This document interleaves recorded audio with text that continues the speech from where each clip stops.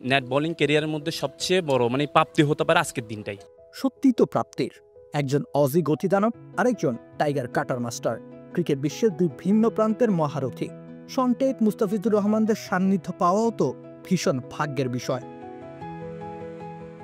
আর স্বপ্নবাজ তরুণ পেসারদের জন্য তো আকাশের চাঁদ হাতে পাওয়ার সমান। তেমনই এক স্বপ্নের দিন কেটেছে আনোয়ার হোসেন জাহেদ ও নাইম চৌধুরীর মতো দুই নেট বোলারের। বাংলাদেশের নেটে ব্যাটারদের অনুশীলনের জন্য ডাক এসেছিল তাদের।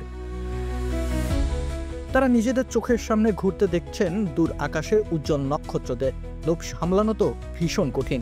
তাই তো নাইম জাহেদরা এগিয়ে গেলেন, শিখতে চাইলেন, জানতে চাইলেন। তাদেরকে মোটেও নিরাশ করেননি মুস্তা কিংবা টেইট। মুস্তা তো নিজের কাটার বলের সিম হোল্ডিং পজিশনও বাতলে দিয়েছেন, তবে জাহেদ মুগ্ধ মুস্তাফিজের সরলতায়। না, আসলে আমিও বামাতি ফাস্ট বলার, তো মুস্তাফিজ ভাইও বামাতি ফাস্ট বলার। আর বিশেষত মুস্তাফিজ ভাইয়ের স্পেশালিস্ট আমরা জানি কাটার। তো আমি ওনার থেকে কাটারের যে বিষয়টা টোকাটা নেওয়ার চেষ্টা করছি, বা ওনার সিম পজিশন কীরকম থাকে ওটাও জিজ্ঞেস করলাম। তার পাশাপাশি যে ফেস বলারদের যে লাইফস্টাইল কীরকম হওয়া উচিত, উনি যেটা বললো, ওনার লাইফস্টাইল খুব ভিন্ন, অন্য ফেস বলার চেয়ে ভিন্ন। কেন ভিন্ন বলতেছি, উনি সবসময় ন্যাচারালি বিশ্বাসী। কেন ন্যাচারালি বিশ্বাসী? যখন আমি ওনাকে জিমের কথা বললাম, উনি বলতেছে আমি এই 3টাও ডে খেলছি, আমি একদিনে জিম করি নাই। আরও এখানে সাথে পাশে বললো যে আমি সবসময় ফ্রেশনেসের জন্য কী করি, বাড়িতে গিয়ে মাছ ধরি বা বিভিন্ন ধরনের আরাম আনন্দ সময় কাটাই। অর্থাৎ এটাই আমার মূলত কাজ। অর্থাৎ অনেক পেসাররা দেখা যায় অনেক লং টাইম জিম করে বা অনেক কাজ করে, বলবে আমি ওটাতে না। তার পাশে উনি একটা মেসেজ দিয়েছিল, মেসেজটা হচ্ছে এরকমই।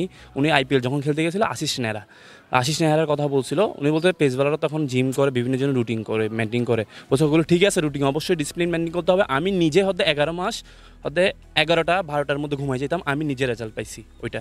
তো তোমরা ট্রাই করো, ওইভাবে ডিসিপ্লিনে থাকো, দেখবে ইনশাল্লাহ রেজাল্ট আসবে। উনি বললো যে বলারদের এক এক ক্ষেত্রে এক এক রকম হয়, এটা বলার উপর নির্ভর করে যে কে কীভাবে সিম পজিশন ধরে কাটারটা মারবে। তো ওনার নির্দিষ্ট কাটারটা আমাদেরকে দেখে, স্যার পাশে আমাদেরকে একটা জিনিস শিখেছে, এটা স্লোয়ার। উনি স্লোয়ারটাও দেখাইছে, যা আসলে বলতে পারে আমার ক্রিকেট বা নেট বোলিং ক্যারিয়ারের মধ্যে সবচেয়ে বড় প্রাপ্তি হতে পারে আজকের দিনটাই। অন্যদিকে নাইম চৌধুরী হয়েছিলেন চট্টগ্রামের দ্রুততম পেসার। 134 কিলোমিটার গতিতে তিনি ছুটতে পারেন বল। আর গতিদানব শন টেটকে সামনে পেয়ে তিনি তাই গতির মূর্ছনায় হারিয়ে যেতে চাইলেন। জিজ্ঞেস করে নিলেন গতি বাড়ানোর টোটকা। কালকে আমার নেট বোলিং আজকে করার কথা ছিল।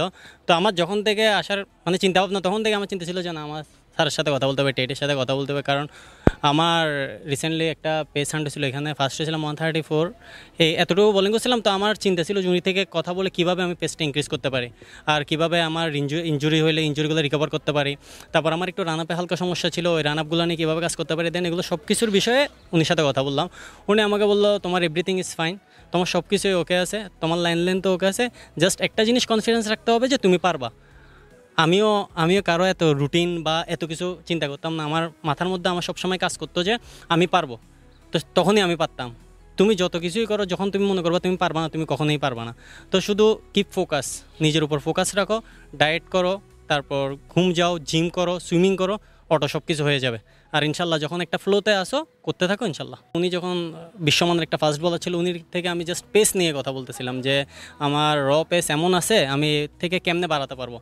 তো উনি আমাকে বলতেছিল তোমার এভরিথিং ইজ ফাইন, তোমার জাস্ট আর একটু ওয়েট বাড়ালে বা জিম বা একটু ডেইলি রুটিনটা যদি একটু হেলদি করো, তাহলে তোমার সব কিছু ওকে হয়ে যাবে। আর এত প্যারা নিতে হবে না, এটা এজের সাথে সাথে অটোমেটিক বাড়বে, জাস্ট একটু ফোকাস থাকতে হবে। এই দুই স্বপ্নবাজ তরুণের জন্য দিনটি হয়ে রইবে দারুণ স্মরণীয়।